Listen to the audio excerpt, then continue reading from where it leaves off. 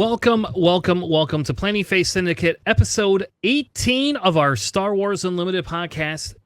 Tonight, we're going to be talking about a few more of the actual tournament results that happened over the past weekend. So we're going to cover a couple of those. Nothing super in detail, but we're going to go ahead and cover some of those for you tonight. We're also going to talk a little bit about young Han, I guess, because it keeps popping up. So we're going to have a little bit of a conversation around that deck tonight as well. If that isn't enough for you, folks, we are going to be talking, and we postponed our Palpatine, and I apologize. We have a Palpatine episode we're going to do, but I postponed it because I had an issue, family matter that I had to take care of that was kind of an emergency on Sunday night. So I apologize that we're 1 day late, or 2 days late now? 3 days late. I guess we're 3 days late. I apologize for being 3 days late, but we are moving our Palpatine discussion till next Sunday, which I promise you we will have. Whether JJ likes it or not, we are definitely having a Red Palp discussion. With that being said, why don't I bring my co-host in for the evening? Please welcome to the show the bench warmer himself. How are you doing tonight, Alex? Oh, I'm doing okay. It's during the week, so it's kind of rough, but you know, we're good. We're chugging along. Awesome. Yeah, I got back from my locals a little bit ago, played some Jabba Red today because of that. I actually won all my games except for Sabine games, so I don't know if that's a good sign or not. So I want to say it's a good sign for Jabba, but I mean, I got the showcase, so you got to use it at least a couple times before I sell it. So yeah, I've been playing mono green Hondo lately at locals, and that's been super fun. Yeah. I mean, it just shows the power of like double green villainy more than it shows the power of Hondo, but it's fun. A lot of interaction, a lot of silly smuggle shenanigans. So, and since we are 3 days late, they happen to give us some spoilers for whatever reason. FFG gave spoilers again. I don't know why we keep getting. I don't know why we get spoilers. I mean, we've got how many more months until the set comes out? I don't need a million spoilers ahead of time. It was really convenient. I watched the whole stream at work. It was fun. You know, They just talked about upcoming set. So yeah, so excited. We get to like preview 3 new cards, I guess, and have a conversation about them. Like normally we would only do this on Sunday, so I don't know. So it seems pretty fun. Something I kind of want to do as well. I am building a Jabba Red deck tech. I will not tell you it's the most amazing thing in the world, but I will tell you, do you want something fun to play, and do you want something that, I mean, again, it has playability into this meta. I mean, I still think that it's probably not the best deck, but I think, you know, I don't know. We got to do some fun decks, right? Like, we can't just do all serious decks here. I mean, I think like Red Jabba is mostly built on the strength of just red-green villain cards and not necessarily like utilizing Jabba's like everything, like building around bounties and stuff yet. No. I feel like it'll just get a little bit better with time. Yeah, it's definitely built different than that boss deck. I'll tell you that. That boss bounty deck. My deck is completely different from that. I think it's fun. So I don't know. I'll probably do a deck tech on it here next week or something like that. Because I think it's kind of fun, and it's something that I want to I want to showcase, I guess, to other people that want to have a fun deck. We don't always have to do serious decks for deck techs. So why don't we jump into our Galactic Gazette, and then we'll get to some spoilers and a little bit about the judges.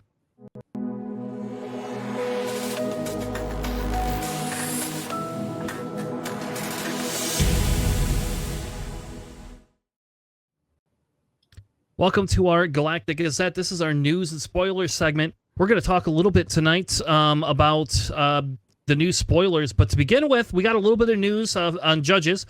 Not a ton of news, but essentially it looks like they are going to have apprentice level certifications. So they're going to actually be giving out different levels of certifications. I don't know exactly what that means. Basically, I don't know why we don't have like an Order 666 fair certification. You know, but that would be pretty cool. But it looks like essentially Cascade Games is the company that FFG has chosen to take over the judging program. And I'm guessing if you want to work in any sort of capacity with FFG, you have to join this Cascade Judges community. Now, Alex, did you apply for a judgeship or whatever? I mean, yeah, I sent them an email or so or whatever, try to sign up for it. Awesome. So I'm excited. It looks like there's 5 levels, Yeah. which is more than 3, which is I believe what Magic has. So that's interesting. I wonder exactly what it all entails. I mean, we'll find out very soon. I think like tomorrow, right, is what they're going to talk about judges. So Yeah. that'll be That's cool. the rumor that I heard, is that it'll be tomorrow. So, yeah, I don't know. Like, they basically say there's going to be a lot of tests. There'll be some training materials. There'll be videos, written guides. Which, how about this? Like, whether you join the judges program or not, right? Like, this is just going to be helpful in my opinion, because with the written documents and stuff like that, you'll be able to actually like show people, be like, hey, this is how FFG ruled this. They don't have to. It's like, I don't know. Maybe we're just not spoiled because AMG would just release random information through the forum for X-Wing, right? And like sometimes we didn't get an official ruling for months. I mean, FFG also did that as well on their forum posts. Yeah. So it looks like they're actually taking a little bit more proactive step here, I hope. Yeah, so that's what I'm hopefully that's what this is, and I'm assuming that there's going to be some sort of liaison from FFG to Cascade Games that helps with some of that stuff. But essentially, the program's free. There's over 2,500 people worldwide that have applied for it, which I don't think that seems like a lot, right? Like so if we have 50 states and I don't know, like 30 other countries, I mean that 2,500 does not seem like a lot of people. So I don't know. Hopefully they're not all from the U.S., because if they are, maybe we won't get in. Yeah, I mean, I'm excited. I hope they choose me. That'd be fun. I've done so many. Like, I'm the go-to like judge guy for majority like the stores around me. They're just like, hey, what happens in this weird scenario? And I just tell people to read the rules and read the cards. I mean, I give them the actual answer and the explanation why, but also it's just like, maybe you should just read what the rules for this says. Yeah. Well, we had a question come up at locals tonight. If somebody kills Bosk that has a bounty on him, does Bosk get to claim the bounty twice? I'd have to check. I think the answer is no. I'm pretty sure the answer is no. Because I don't remember. If I remember right, the way it's supposed to be is if it should be ruled if Bosk lives through that, then he would get to use his thing. But if he doesn't live through it, he doesn't get to double his bounty reward. When you collect a bounty, if they're both, I'd have to like look into the actual layers of everything. Yeah. I'm not gonna say one way or another because like that's actually decent because there's a couple other things of like when X is defeated, like Gideon has, right? When you kill an enemy unit, even if it's like him and you defeat it, you still give out the experience token, right? So it might be a little bit more complicated than that. Yeah. Well, either which way, the nice thing is that we now have like a judges program that will help flesh out some of these weird like interaction questions, and we're only on set 2, and there's quite a bit of interaction. And just can you imagine once we hit set 3, some of the stuff that could come out, and then it's just gonna compound. So having an actual program with links and different things is nice. Is a nice thing in my opinion. But I guess we'll wait and see, right? Maybe there won't be anything super awesome that comes out of this, but I'm assuming it will based on what they're telling us. So. All right. Well, why don't we move on to our spoilers? We just happened to get lucky and did the podcast today. I did not plan this. We did not know there were spoilers that were going to come out, but I'm pretty excited about some of these. So Alex, which one do you want to cover first? I don't know which one do you like? I'll go with Prisoner of War, I guess. We'll just start with the first one over there.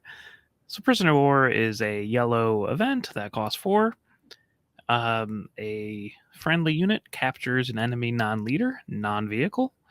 If the enemy unit costs less than the friendly unit, create 2 battle droid tokens. And it's an uncommon card. Mm-hmm. I think that's kind of cool. I mean, just to spawn a little bit more tokens is nice.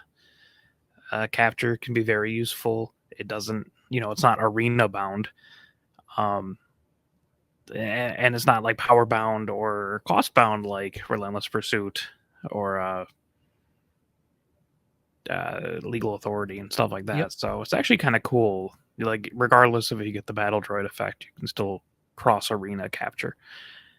Granted, you're probably not doing that much because I'm sure all these space units are vehicles. So, but you can capture, your space units can start capturing the ground units. So I have a question too. Like, so because this is a neutral card, right? Like this is a neutral yellow card. Yep, yellow. So, like, does that mean that we're gonna see battle droids on the Republic side? Like, are we gonna get like the Rebel player gets to like, or the heroic player gets to actually put out like battle droids themselves? Yeah, I don't see a problem with this.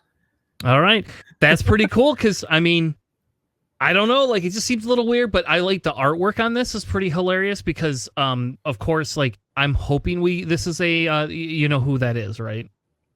No, that's Kraken. I believe that's Kraken. Oh, okay. So that's one of the tactical droids. That's a tactical droid in there. I wasn't sure which one you were referring. Yeah, I believe that's Kraken. I could be wrong, but I believe that's Kraken. And what's exciting about it is like, does that mean we get a Kraken, right? Like we talked about this. Like we talked about, wouldn't that be kind of a cool leader? None of us picked that for the leader, but that would be pretty cool. I don't know how popular of a character Kraken is, or if he has like anything to do with anything. I just know him as the dude that holds the calculate tokens. Yeah, because it's either Kraken or it's one of the other tactical droids. I thought it was Kraken. Maybe it's not. Actually, now that I look it up, I don't think that's Kraken.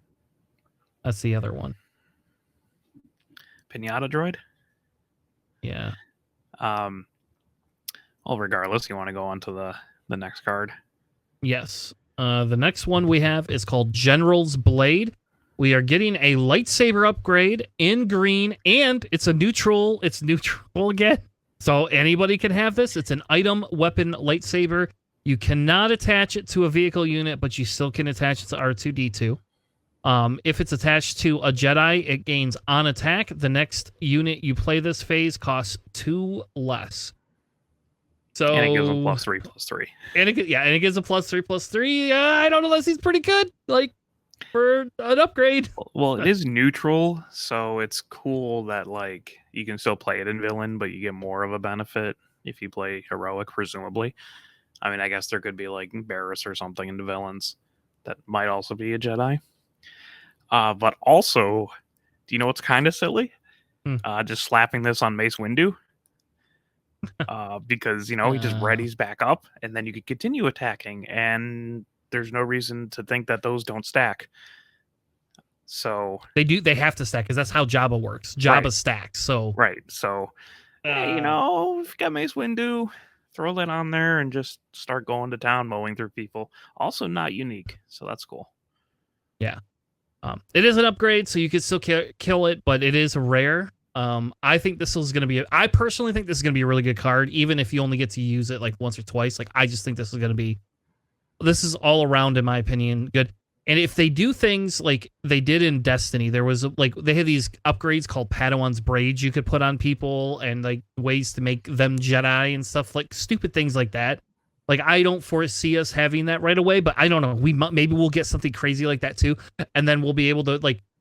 For like one cost, if they become a Jedi or a Padawan with a Jedi text, and then the next thing you know, you're playing this, and you can just build a super crazy, I don't know, R2-D2. Like make R2-D2 a Jedi, I guess. I don't know. I keep thinking Sabine. Like, how do I make Sabine a Jedi? Because I was correct and JJ was wrong about that. But yeah, I mean, it's still a 3/3 for 3, which is just like Jedi's lightsaber, right? Yeah. So I mean, it is nice and green. You can just have.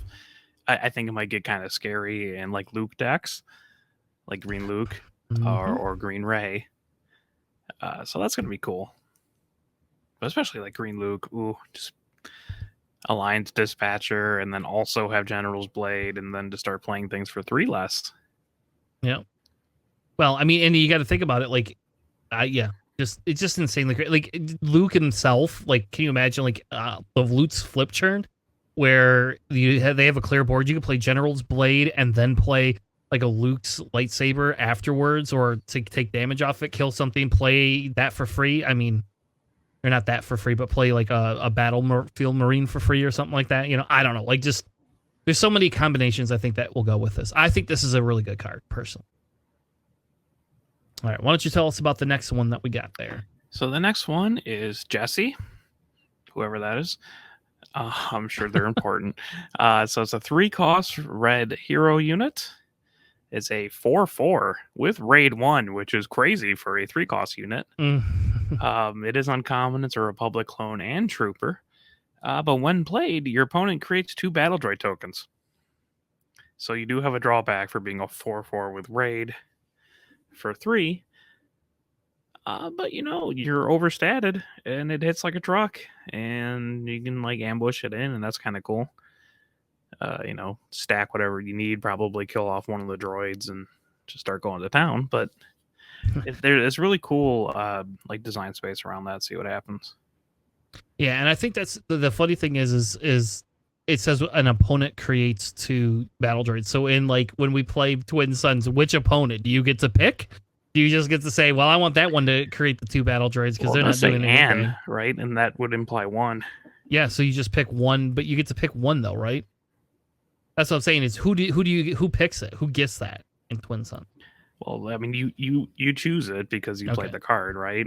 And then an opponent implies like 1. So I don't know, choose someone to get 2 free droids.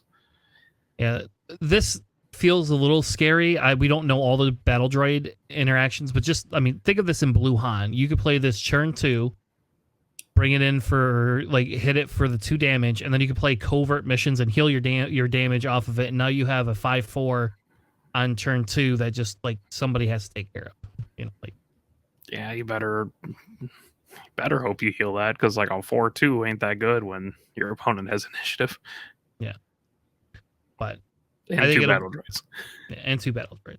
They only do 1 damage each, though.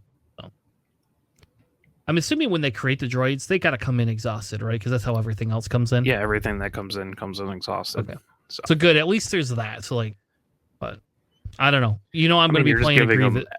You're just giving them exploit fodder. So that might not be, if there's a lot of exploit or a lot of like new villain kind of stuff, that's probably not the card you want to play. And you, because exploit is a keyword, right? So it's not a word that you could still use like an ECL. You could ECL out like an Asajj Ventress, kill for like 2 costs, kill off your battle droids they just gave you, and kill this thing. Ugh, so dirty.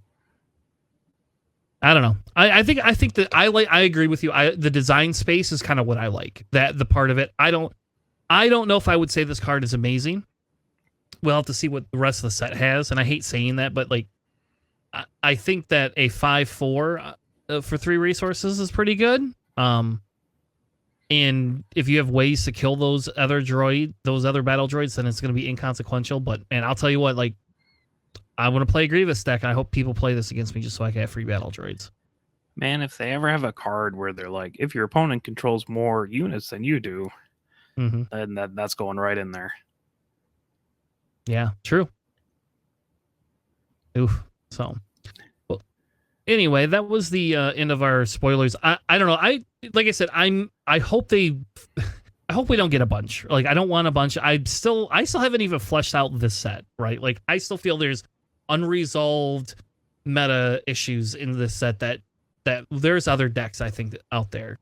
I can't imagine we've already solved the meta. No, definitely not. Yeah, I mean, we're going to talk about Red Palpatine, and we know that once we have that solved, that solves the whole meta right there. I mean, everything else can just go away. We don't have to play that.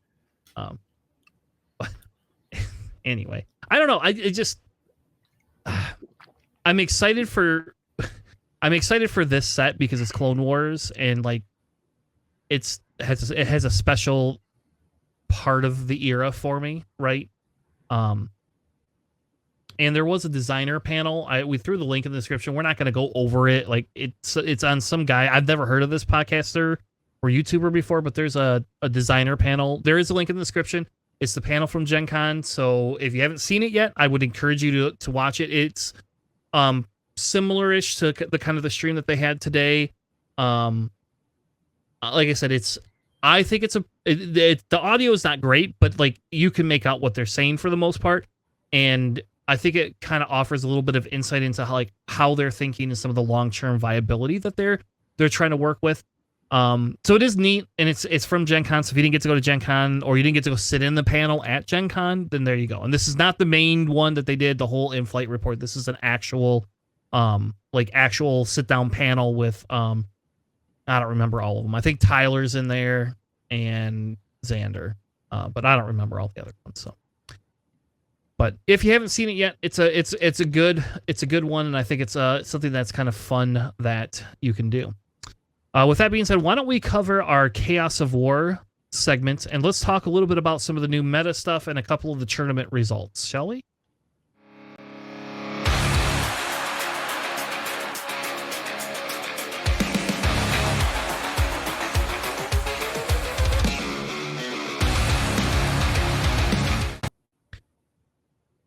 Welcome to our Chaos of War segment. This is our meta analysis that we do. This is kind of the breakdown.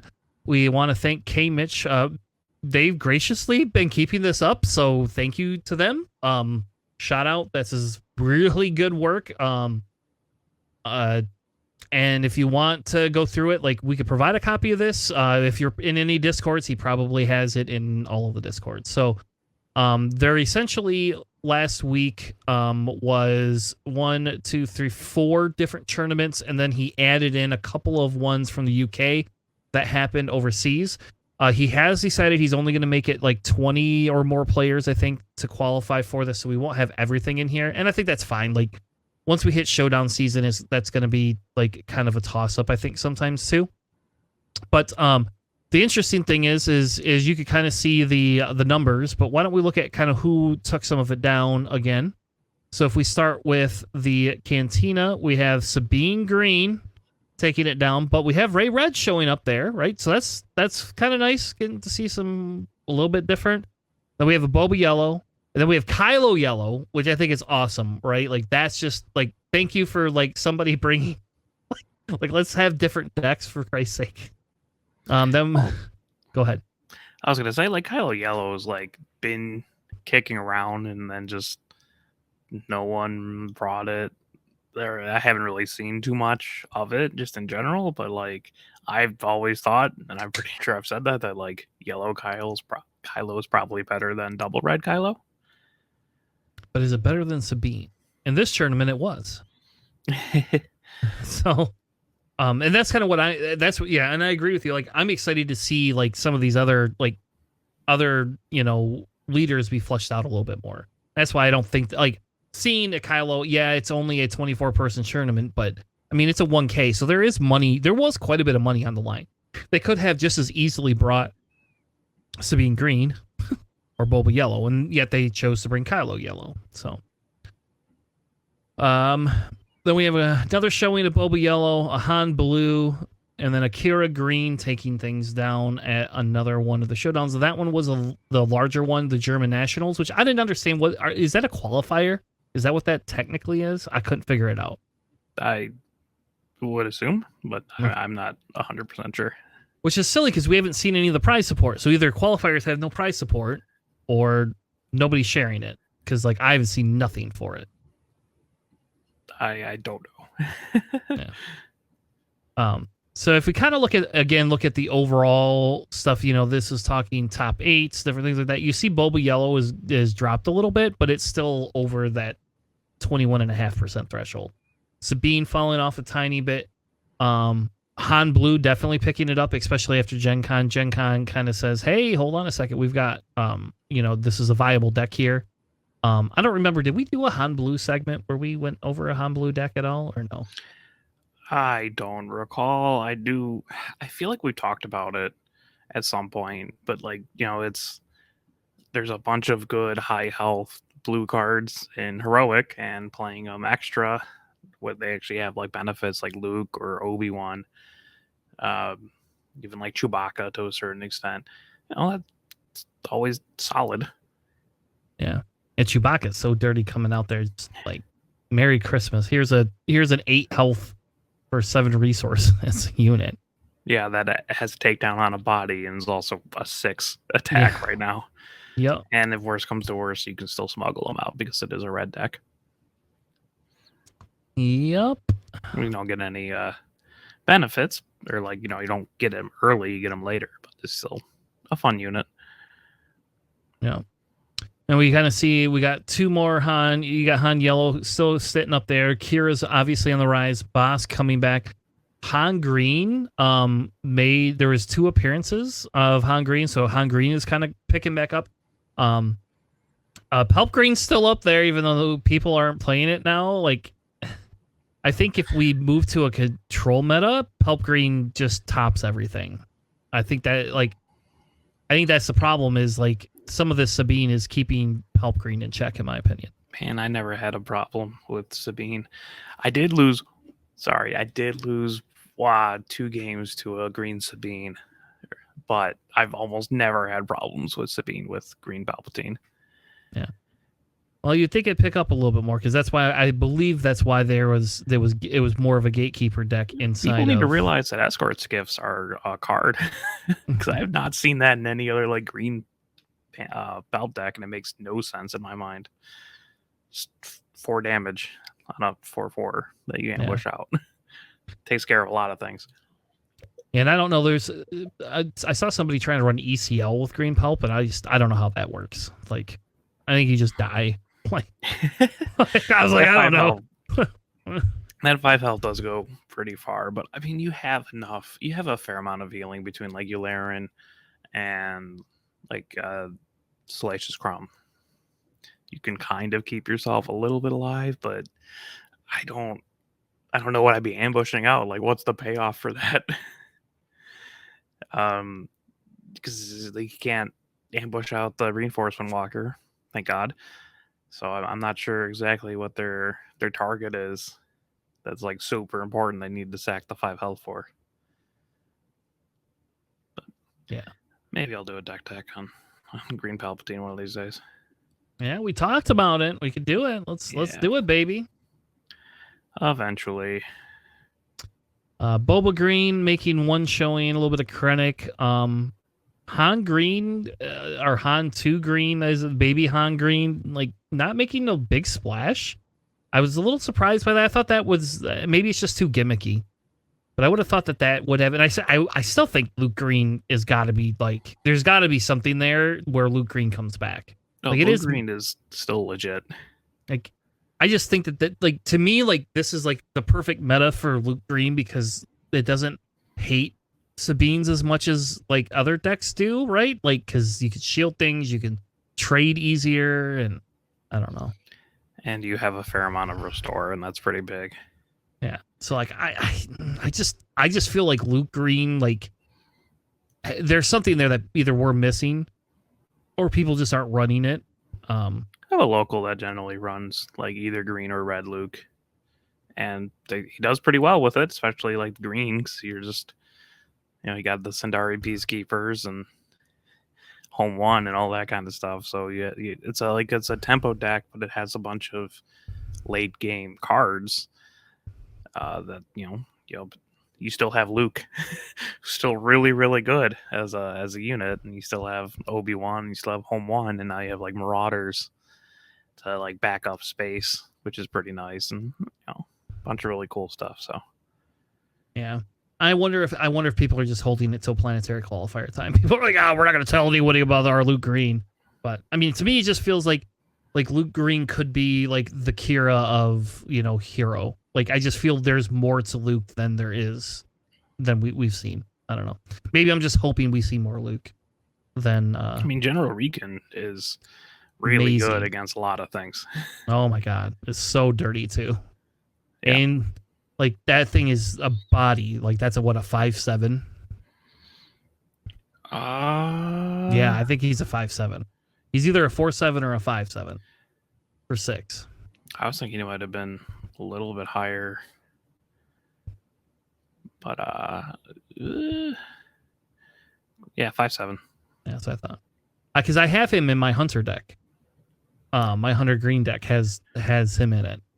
Because if you get to that resource level and you can use him, he is just he just be so like, oh, here's a Sandusky Peacekeeper, and oh, here this guy can be, and by the way, I can hit you for 5 on top of that, like. And if you ECL him out, you can also give him Sentinel and then give him an experience token. Yep. Which is kind of funny to like just drop a 6/8 Sentinel that ambushed. Yeah.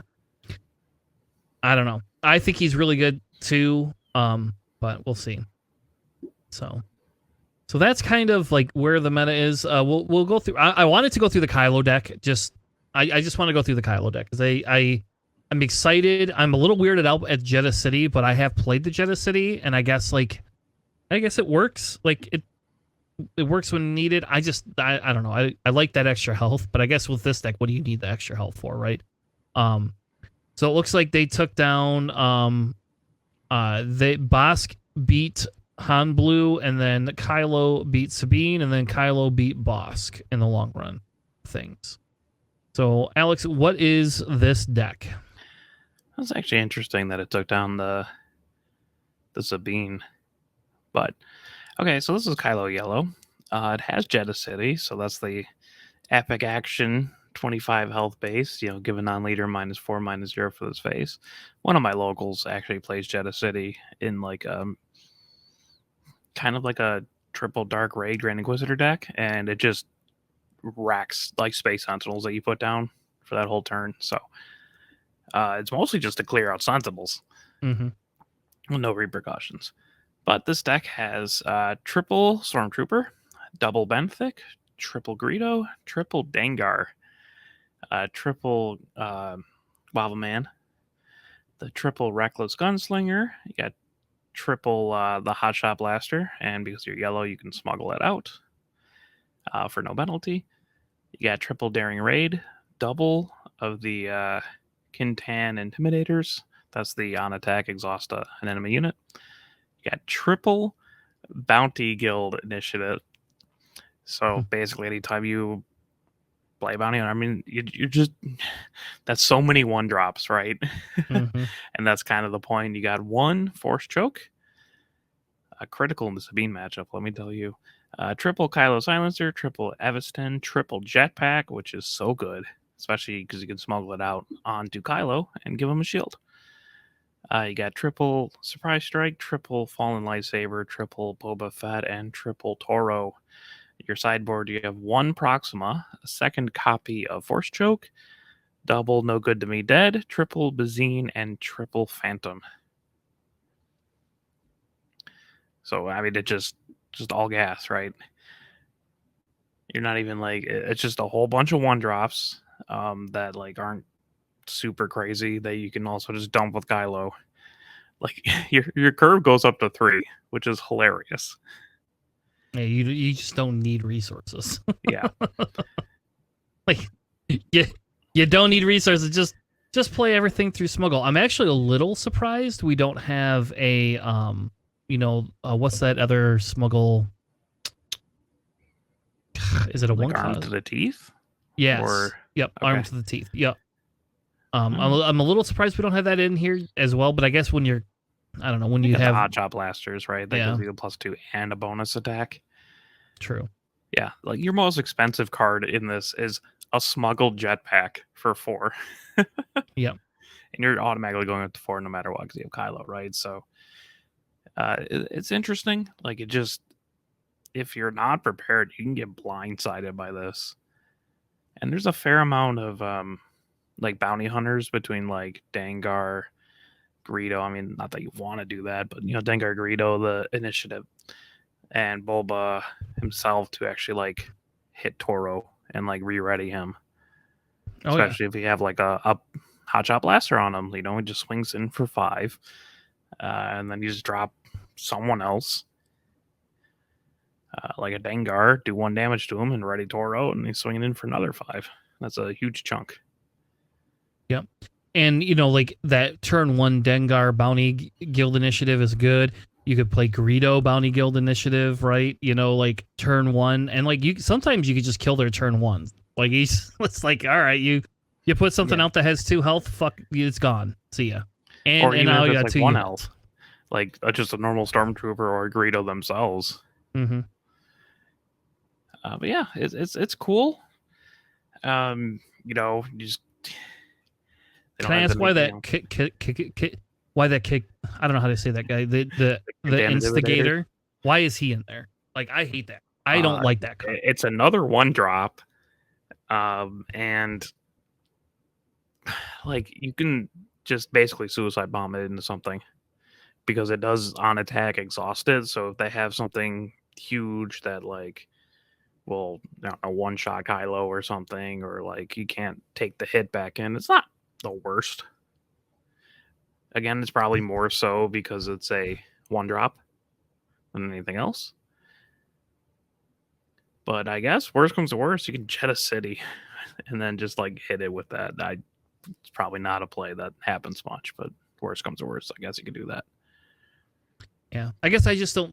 Maybe there's value. I mean, it is a 1-drop because what is the partisan insurgent? He's a 2-drop. He's a 1/4 with grade 2 if you have another red unit. Yeah. Like, but I think that's a 2-drop. So I think that's probably why it wouldn't fit as well into there. I don't know. I like that card better than like this guy, but I mean, maybe there's something I'm just not seeing. I mean, I guess like for 2 costs, you could swing in with him and then play a daring raid to kill something. Like it's 3 damage, and it only costs you 1 resource that turn. I don't know. Yeah, it's your 22nd like 1-drop ground unit. It's not like there's probably a reason why there's only 2. Yeah, and I'm assuming this deck only goes face for the most part. That's my assumption, is that this deck is designed to go face. Yeah, I don't think there's a point to taking out their other units.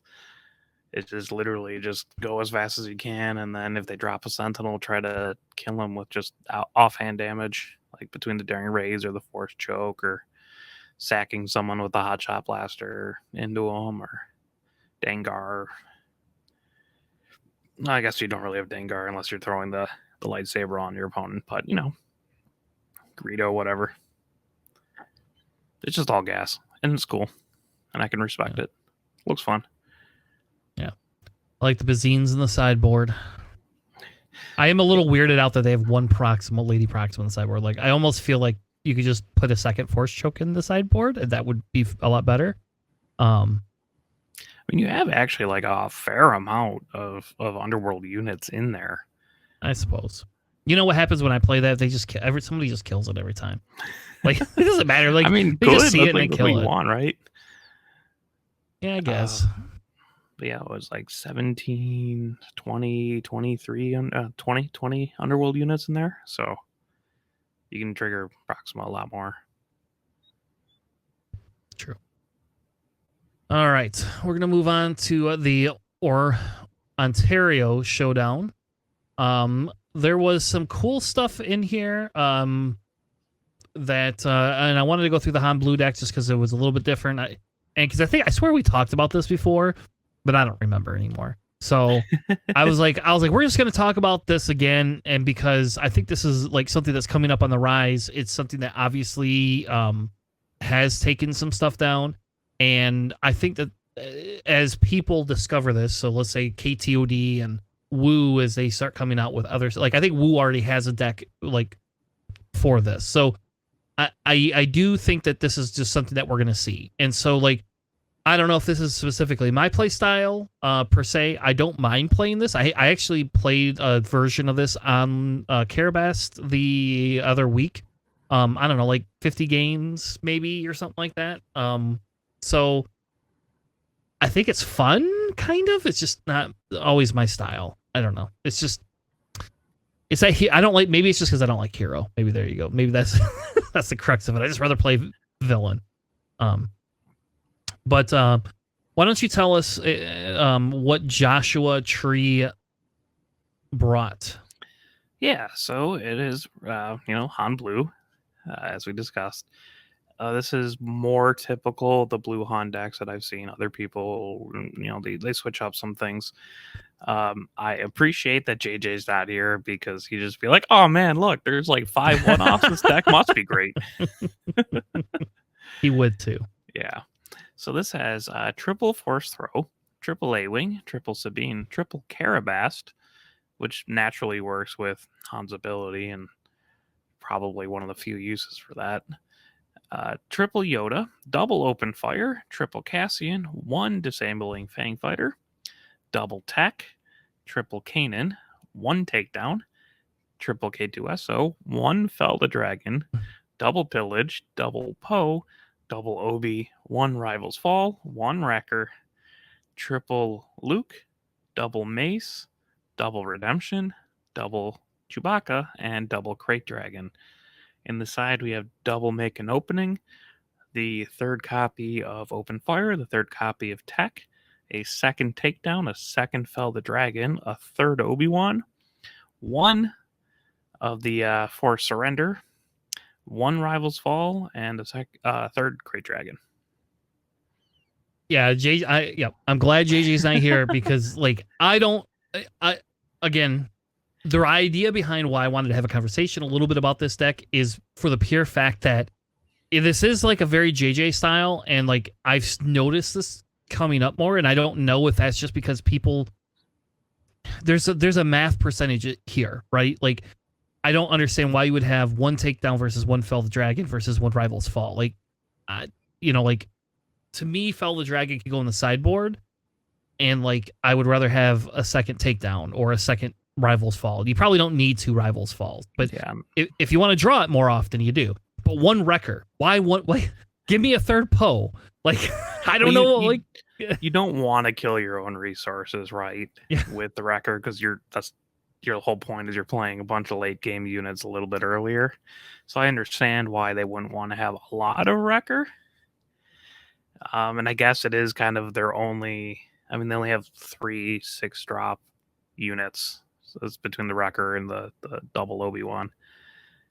But it is kind of weird to me that they only have like double pillage and like double Poe.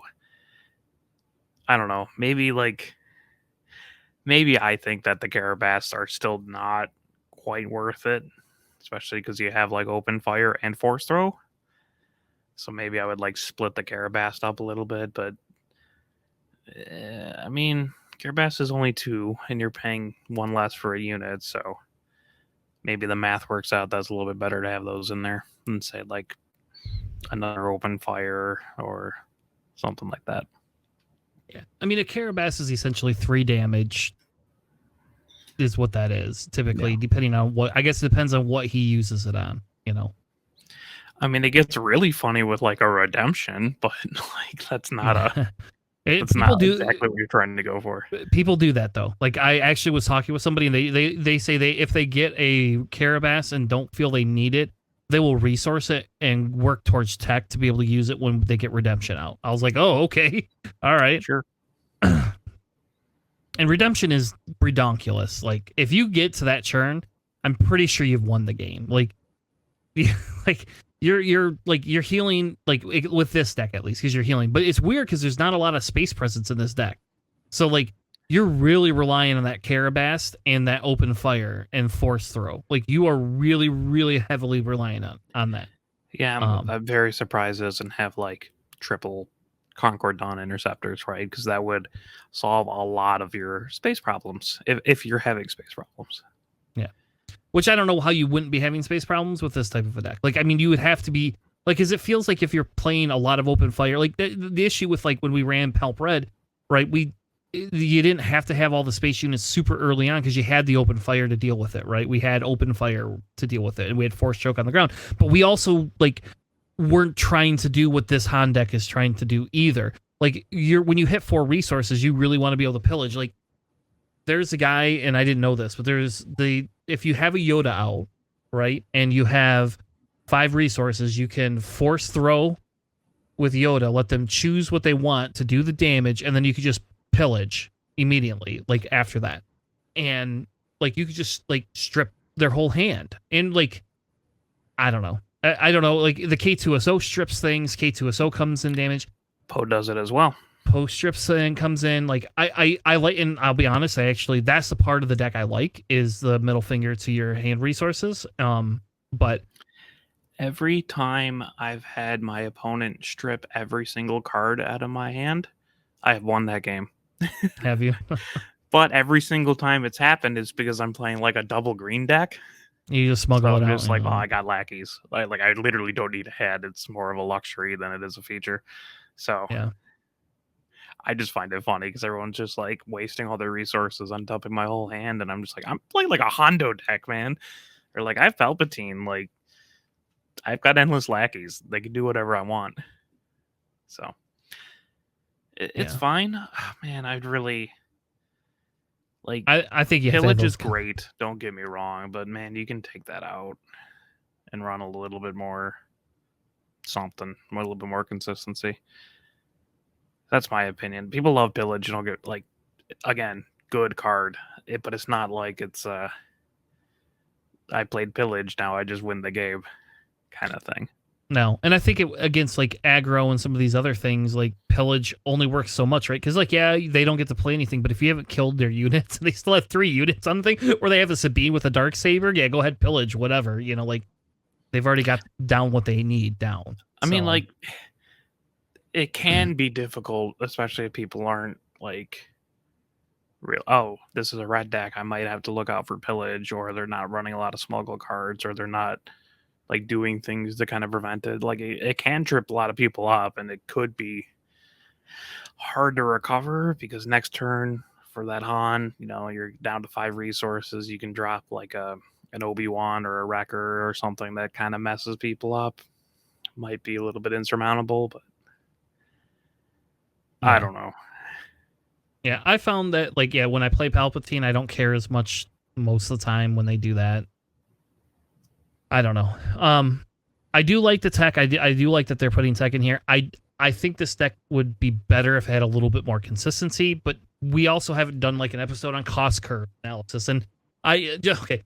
So short story is I have some of that built to do. We could do that, but I think I'm one of the few people that actually find this interesting and like look at statistics of probability like for an episode. I think people don't like that stuff. I don't know. If you guys like it, message us or tell me. We'll do it. I just, every time I do it, I usually JJ and Alex roll their eyes at me though. It's kind of like, oh, do we really need to go into like an extreme percentage Tanner where we spend like 35, 40 minutes on that? Like, probably not. I don't know. We used to do that's the stuff I enjoyed about X-Wing is running the math and the numbers. But this card game is like easier because you don't have to predict maneuverability like we did in X-Wing. So like it's just like, well, you got one of these 7 cards that you're gonna play based on this type of deck or what I saw you play earlier. This is what you're gonna play. You know, like yeah, most of my decisions are gonna be like, well, if he has it, he has it. So be it. Otherwise, this is still probably the better play. Yep. Yeah, and I think you just have to like. That's the thing is like I stopped playing around Pillage personally.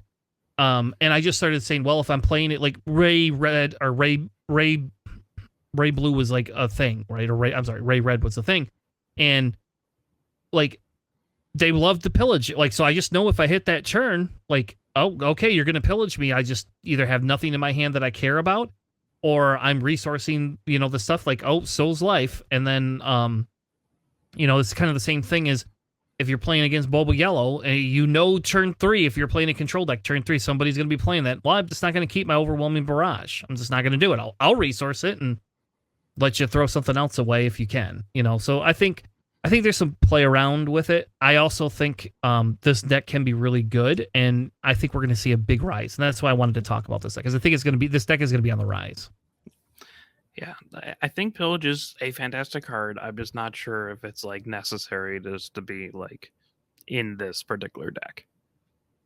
Yeah. Well, I'm assuming that's what this person was kind of going for, was like, let me figure out every way I can discard except for Force Surrender, I guess. Yeah, and like it's weird too because there's only 2 in there. Normally you're just like, oh, if I'm going hard like hand destruction kind of stuff, I would run more copies of that. Yeah, exactly. You would 100% probably run more. But we don't know. I don't know. The version I played was a little bit different than this one was. So I think the only thing, and we'll call it a little earlier show tonight, I wanted to talk a little bit before we leave about resourcing for our Academy training segment. So which is kind of funny because we did talk a little bit about that. And I don't have if you're getting the very first version of this or the audio version, I apologize, but like sometimes our visuals come with a show and sometimes they don't. But I wanted to talk a little bit about How should I resource? What should I resource? When should I resource? And kind of go through that for our academy training segment this evening.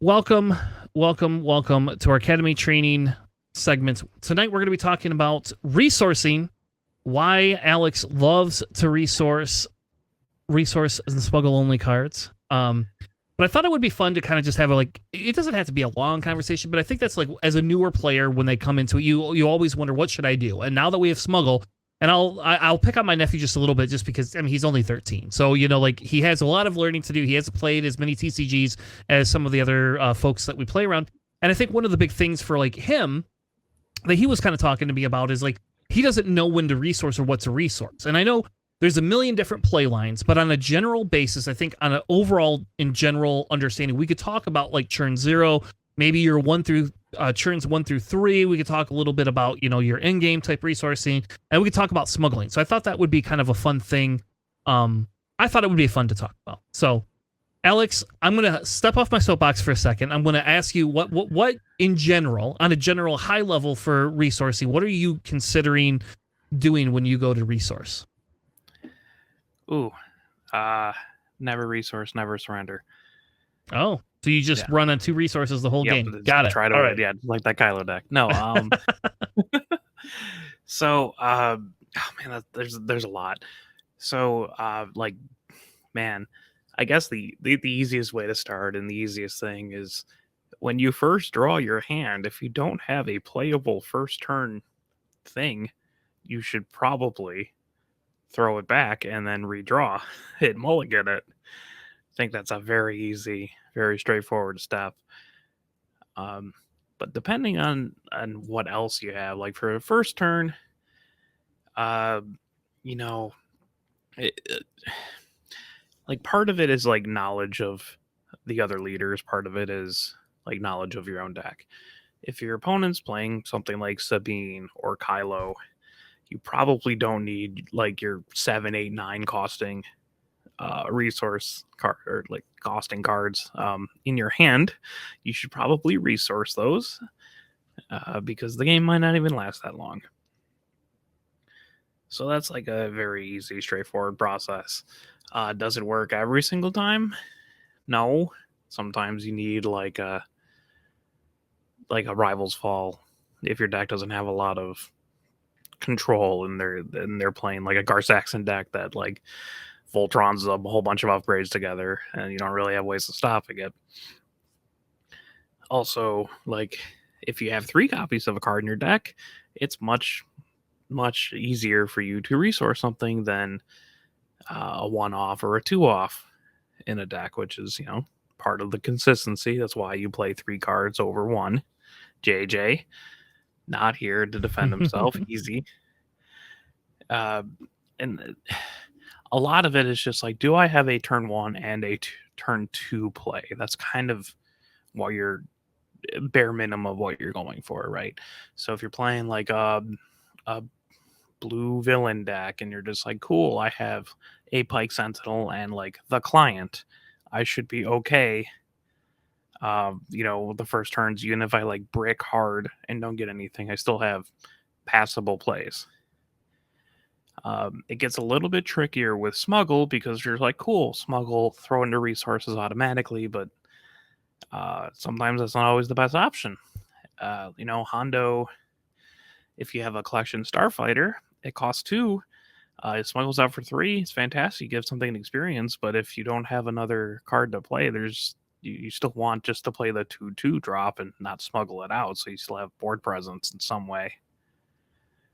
The timely intervention is fantastic, but if you want to use it for a reinforcement walker, right, you want it in hand because it's 9 resources as opposed to 10. I mean, it's probably a little bit of a obscure example, but timely intervention, if you don't have ECL or you don't want to use ECL, Poe costs 6 with timely intervention to ECL out as opposed to 7 for smuggling it out, which might just be a little bit too high, be suboptimal. So the things with smuggle might not always be auto resource, but man, do things with smuggle really bail you out on your resource choices. Like, when you're playing like Kira. I know you do that, Tanner. It's like, cool, first light comes out on 7 regardless. Yep. Do I want to, it might be bad for me in the future to do 4 damage to my own guy, but I'm just going to put in the resources because it costs exactly as much. We'll deal with that later. That's a problem for later Alex turns, and that's like if you're having a real hard choice with what you want to resource. There's also cards like resupply or super laser tech, right? So you ramp, and that affects the curve that you have in your deck for resourcing. It's kind of a judgment call. If you're like, cool, I have resupply. Maybe like when I was playing old Han Green, right? If I have resupply in my hand, that means I can take out Han 2 turns early, right, and play a 7-drop on like turn 3, which is pretty rough for my opponent to deal with. Turn 4 Han is kind of silly. So you always have to keep that in consideration, but if you're going against something like an aggro deck, you probably don't need to ramp, you probably need to control the board more. So like putting resupply in the resources should be, it's not a wasted opportunity cost that way. Yeah. And I think that's like one of the big things is understanding your opportunity cost. There you go. That's a really good term, and that's actually probably like maybe that's what the name of the episode should have been. It's opportunity costing for that, and I think that's like if I don't know. The problem is Alex and I both play control style decks, so you are going to get a little bit more control focused discussion than you would like a super aggro discussion, but. We talked a little bit about like Kylo Yellow earlier, and when you want to talk about resourcing, turn 1, I know you can drop that blaster for 1 cost, but man, on the next turn or the turn after to do that extra 2 damage to push it through as an aggro deck, like that's worth sometimes that extra resources. So understanding what that opportunity cost is, like you said, the first light, and I know I like how you picked that as an example because first light is a big combo, especially if you have a reinforcement walker out in a later game Kira game. If I have my reinforcement walker out and it hasn't swung yet and you can't kill it, I could pull my first light up, drop 4 damage on it, and now guess what? That thing is swinging for 10. If you don't kill that thing, I mean, like I'm going to heal and I'm going to do 10 damage, and maybe I'll happen to draw Overwhelming Barrage or something cool to put in my hand, and I don't need to heal. But I'm like it can be a really dirty play. And I think like understanding that opportunity cost for your resources is huge because a Lam Pike costs 5 to smuggle out. Is it as good as ECLing that stupid thing out? Absolutely not. Is it definitely a really good play if you have a maul? Let's say you have a maul, you have a ramp in your hand. Like, do you really want to resource your ramp because you really kind of want to ramp against this deck? Like that's understanding that opportunity cost is like I'm gonna put Forlon down there because soul's life, right? Like I can't ECL this out anymore, but I'll tell you what, I sure as heck don't want to get rid of my maul unless it's like turn 1 because I want that maul and I can't get that maul back, but I can get a Forlon back or a Lam Pike, I guess, not a Forlon. Sorry, you can't get. I don't think Forlon has smuggle on him. No, not unless you're off aspect teching it. Yeah. That would be crazy cost, right? That'd be what, a 6? That'd be an 8 cost. And if you're not, it'd be an 8 cost for ambush. That's not even worth it. Yeah. So the real hard part about this is, man, I have like 5 resources. I have a 5-drop that like can kind of do something, or I have a 2-drop and a 3-drop. And like trying to decide which one is better. If I have 5 resources, do I want to drop like Gideon Ask? Man, these villainy things are easy. Okay, no. Do I want to or drop Poe? a Poe? Yeah. I have 5 cards and 5 resources. Do I drop a Poe? I don't have like ECL or ambush or anything to make immediate use of them, or do I do something like drop a Sabine and like a Sindari Peacekeeper or something, right? And again, that kind of goes into knowing matchups. If you're, but a lot of it's just like, man, half the time just dropping more units it might be the way to go, and then like figuring it out later. It's more things that your opponent has to deal with, and the more things your opponent has to deal with, the more they have the opportunity to mess things up. And like that was a huge thing in X Wing, right? It's just like just give your opponent all the options, because if they don't make the right one, everything's fine. Yep. Well, and that's especially why do you think I like to play Swarm? I like to play the Swarms. It's like which one do you want to shoot at? Now that's back in the day when we could put 8 like cool ships on the board and it was like actually viable to run a droid swarm.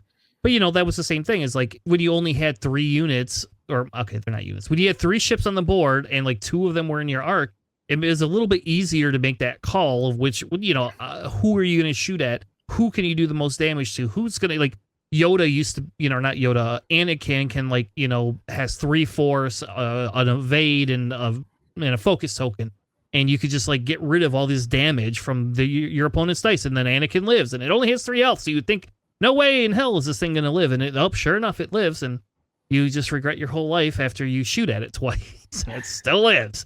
In this game, it's kind of the same thing. Like, you're right. Like, do you play like if you're at your mid game, right? And I guess kind of transitioning to mid game, do you have a stable board? That's the biggest question. Do you have a stable board?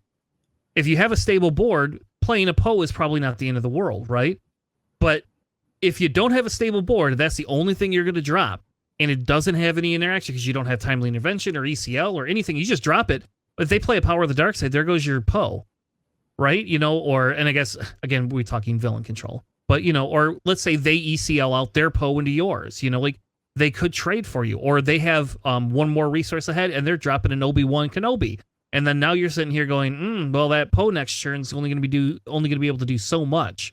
And so understanding where your board state is, like, do you need to push damage versus do you need to control them? Do you know where, what lanes they're going to come into next? Because if they're flying all space, you could drop a Poe all you want. It might not. If you're not ahead in the damage race, you might need that Razor Crest or that Concord Dawn Interceptor, which is really good. Concord Dawn Interceptor is just they're disgusting. They should be in every blue hero deck. Period.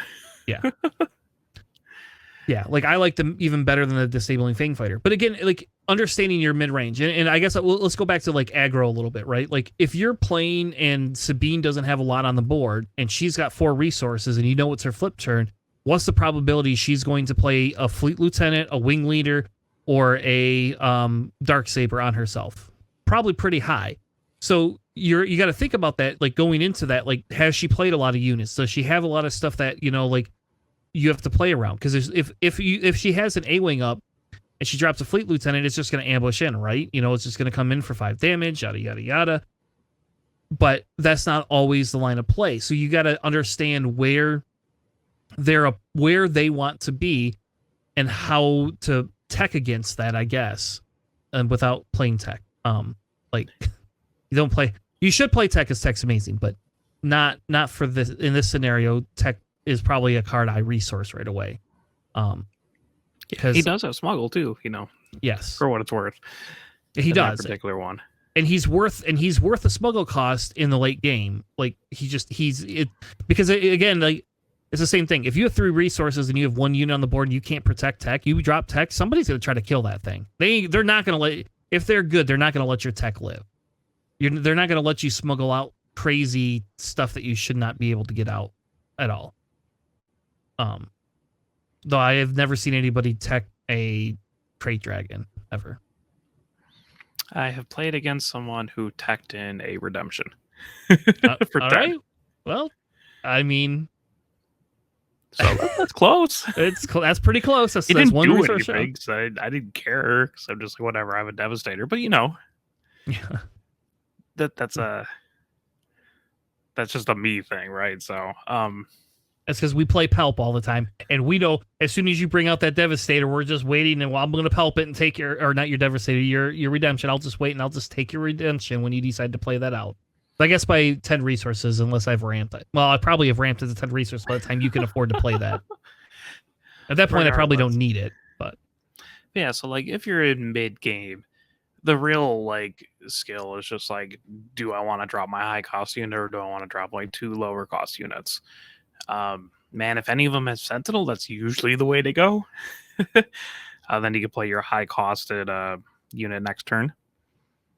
But also, like, I think that's, like, why, like, Blue Han or just, Blue-Red Han is solid, right? Because you have so many more options about what you want to drop. You're just like, oh, I'm at 3 resources.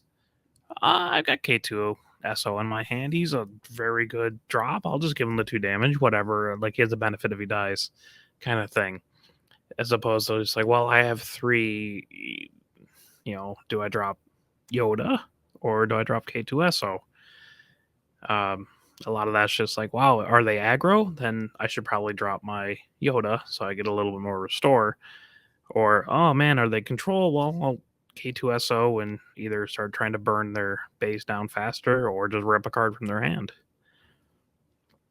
So that's the decisions that are the most interesting ones. Because late game, you're just like, whatever, I'm just going to resource my super laser tech that I drew late game, like your lower costed units. Like, I don't need my Inferno 4 anymore.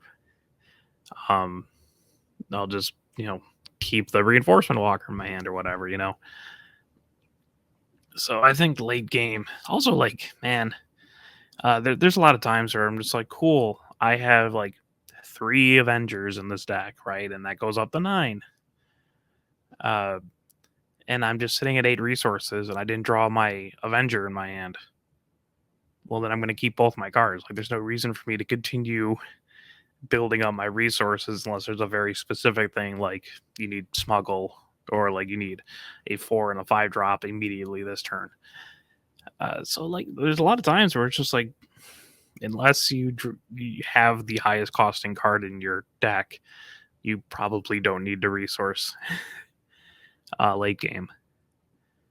Sometimes you do if you're just like, oh boy, I have super laser blast and also like a sentinel that I need to drop that turn, but that's like super few and far between. Yeah, and I think that's the thing is, like, when everybody pillages your hand early, by the time you get to late game, like, you have to make decisions of what you're going to resource if people are stripping your hand. And I guess we're picking on pillage because we talked about that earlier in the episode, if you want to go back and check out our full episode.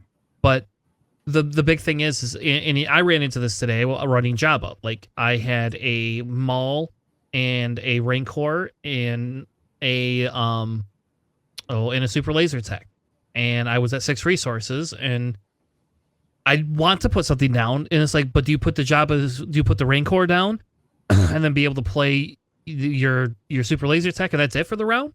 Like, so if you only have a few cards, especially when you're in your late game, you have to understand, like, is the resource 100% necessary? If it is, which is going to make the bigger impact? And, like, for example, in that situation, if they had like a full health unit on the other side of the board, me playing a Rancor is okay if I want to capture something, but like, Maul just comes in and takes it off the board.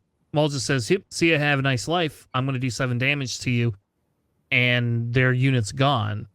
And it's really disgusting if you have Jabba out, because then you just dump the damage on Jabba, and then Jabba doesn't give a shit. But that's now we're getting deck specific. But you know what I mean. Like, late game, I resource the super laser tech, because even though it would have been nice to be able to get to 8 resources faster so that I could get a crate dragon out possibly the turn later, I don't have it in my hand, so I can't guarantee it.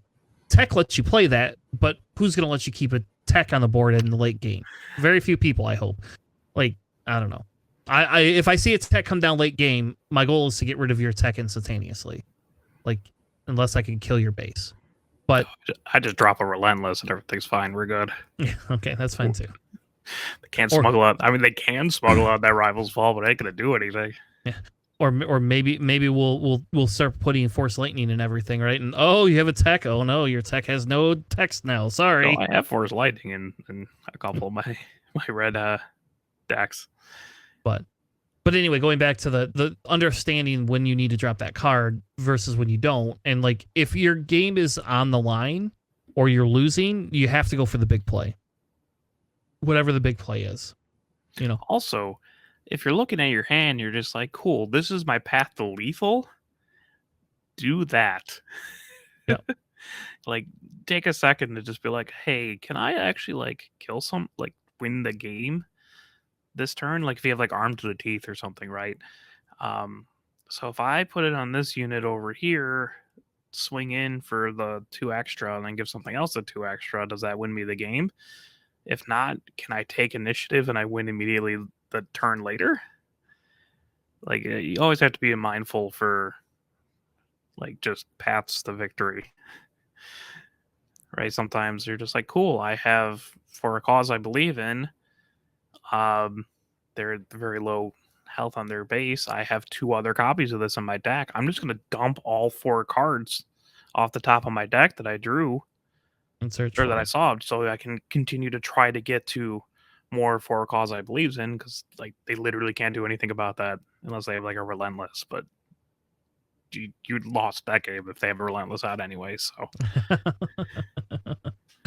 yeah, and it's kind of like same way as when you play your 4 claws, if you look and you say, oh, there's a K2SO and a heroic sacrifice there, right?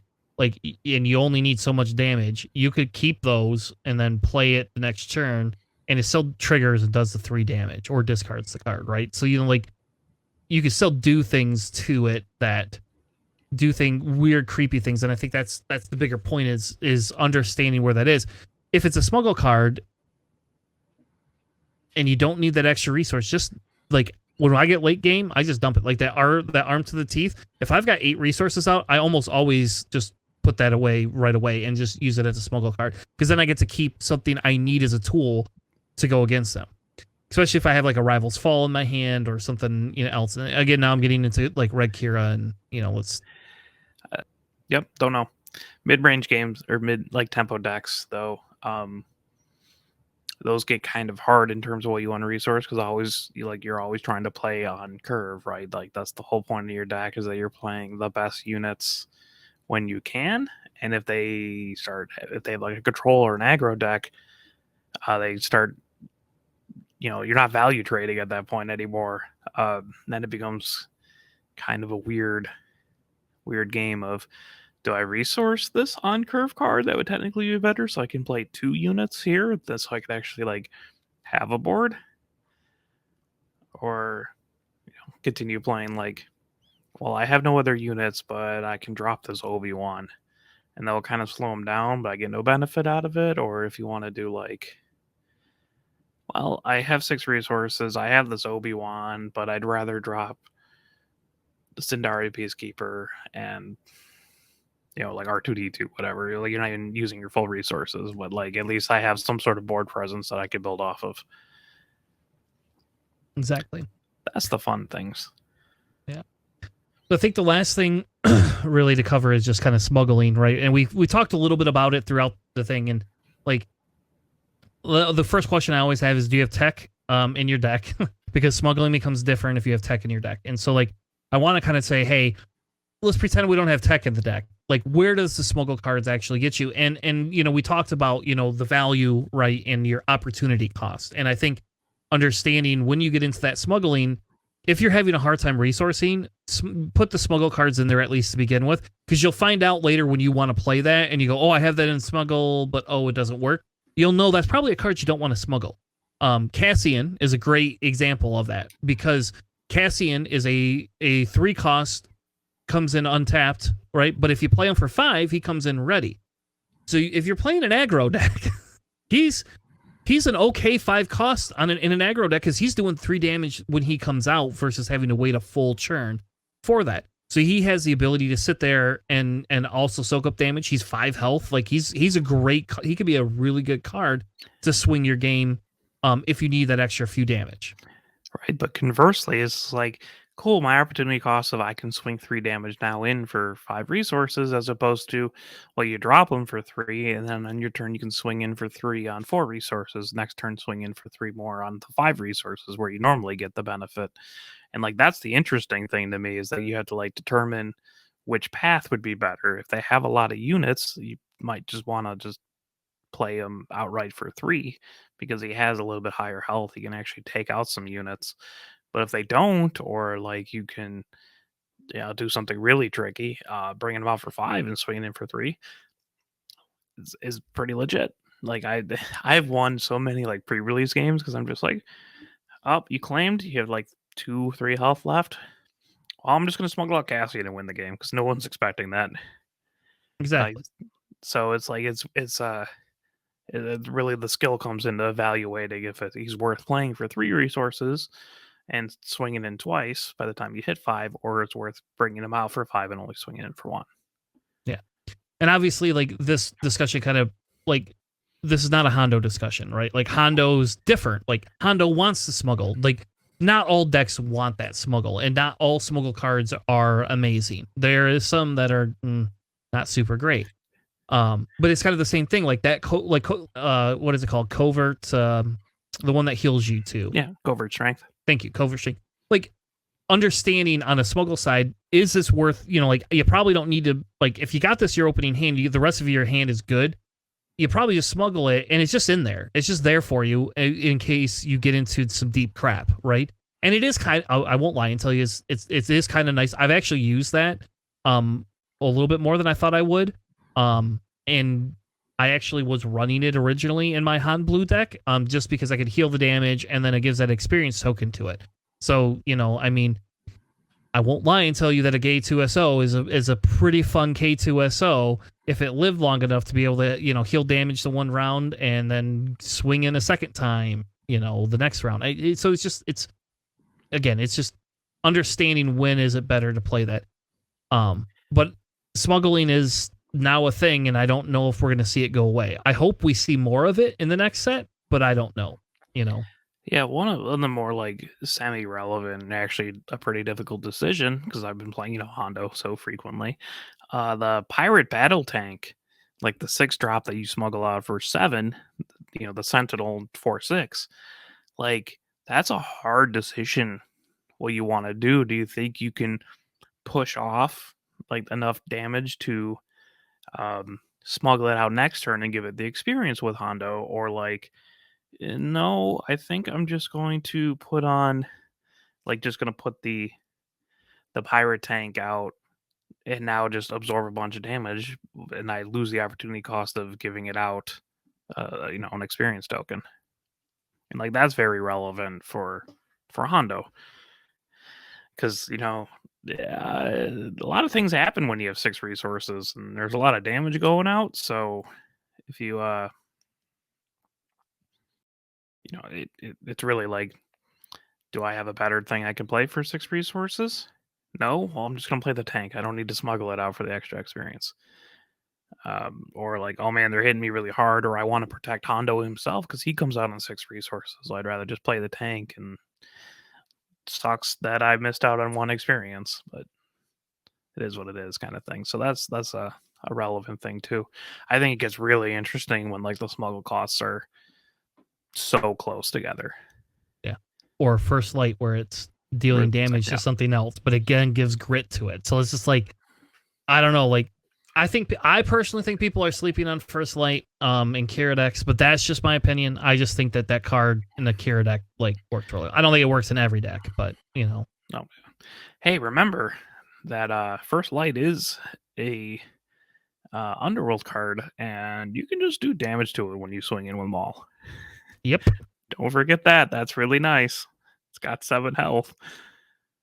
Yep. And you want to know what you can do too with First Light? You could play your Maul, and then you have Maul out, right? You don't have to trigger ambush if you don't need to. Then you play your First Light, do damage back, and then you can swing with Maul, and you can do the 4 damage to the Maul, then swing with Maul, who gets grit now. So now he's got Overwhelm with like 11 damage, and then you can just deal the damage back to First Light, which is on the other side of the board. And then next turn that thing can then swing in again too. So it's like, I don't know. I'm happy. Some of me, I'm a little happier that I think the smuggle is making some of these specific ambush cards and things like that. They're changing, like what we were calling opportunity costs. They're changing some of that in the spectrum for that. Like they're challenging, like, is Luke really that good? Yes. Okay. Well, then we probably still play Luke, right? Is Vader still really that good? Well, maybe not quite as good because we have some of these other options for things. And so I think that's, like, that helps lower the cost of the cards financially for people who have to buy them, who don't, walk into cases. And then it also allows us to have a different dynamic inside of that game. And that's hence why I wanted to do a segment on resourcing, because I think it's very imperative to the game. And I think if you take one thing from our podcast, we like to talk about how to get you into the game, how to get you, some of the weird techniques.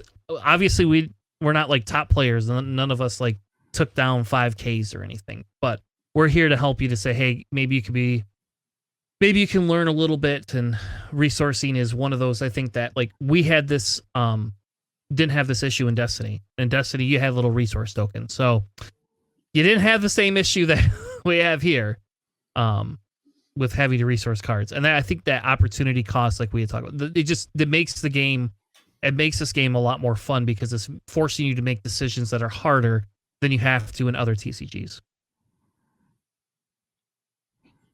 Yeah. Anything else you got on resourcing, buddy? No, I mean, if anyone, I guess, wants to like send us a message with any other questions about like things for smuggle, we can give back some opinions. But I mean, it's mostly just, I think we covered a huge aspect of it. Yeah, but it's all about opportunity cost and trying to analyze that, or just YOLO everything like I do and just be like, yeah, we'll figure it out. And that's a problem for future Alex. Yeah. Just draw the overwhelming barrage to bail you out. It's easy. Well, I won't lie and tell you that like sometimes you have that overwhelming barrage in your opening hand and you mulligan and then you end up with two of them and you're like, well, one of those is probably getting resourced because I don't want to hold two of them in my hand. There's a weird secret. I almost always like resource overwhelming barrage. I usually just have the board locked down well enough that I don't actually need it by and large. Yeah. Which that works too. The overwhelming barrage is like a win more some condition sometimes. But well, all right. Well, thank you all for joining us tonight. It was a fun episode. I'm excited for next week, though, as we are going to be talking about Red Palpatine, and we got a gentleman named Elliot coming on who went 5-2 at Gen Con with it, and I don't know. I had a little qualms with doing this because it's kind of been like a pet deck, I feel like, for Alex and I like, but at this point, like, what's the, like, I don't know, what's the point of, there's no trade secrets, I don't think, at this point. And I guess if you played in either of our local metas, you know that that's what we play a lot. So like, we were getting tight. The first showdown, ironically enough, that Alex went to on our side of the state, they teched against Red Pelp because I played it so much. Yeah, thanks for that. That was great. I didn't. The worst thing is to come over to my meta. It's like the exact same thing because it's just like, well, everyone over here is playing Palpatine or some form of like hard to control because that's what people play, and then like you just have Palpatine to counter the control. So it's really awkward. Yeah. But I'm excited because I want to talk some Palpatine, and I think that, I think this set really starts to showcase some of the stuff that he as a leader can do. And again, I am a little biased, I won't lie, and tell you that that's been my favorite deck to play. Any of the Palpatine colors have been my favorite. There's obviously a clear choice for a winner, which one's the best one, but we'll discuss that next week. Maybe we'll do a tier ranking of Palpatines. There we go. Gross. Like, which Palpatine is the best Palpatine? Which Palpatine is the worst Palpatine? But anyway, next week that's a future problem. There you go. Like Alex would say that's a problem for future Tanner. In 4 days when we release that episode. So hopefully, if you like what we do, Subscribe to us on YouTube. I would like to hit 500. I can't remember what we offered to give away, but I'll tell you what. So here's the deal. I have you have to live in the U.S. though. If you live overseas, you can pay shipping and I'll send it to you, and that's fine. I don't know what it costs to send a card overseas nowadays, but I don't think it's for under $25.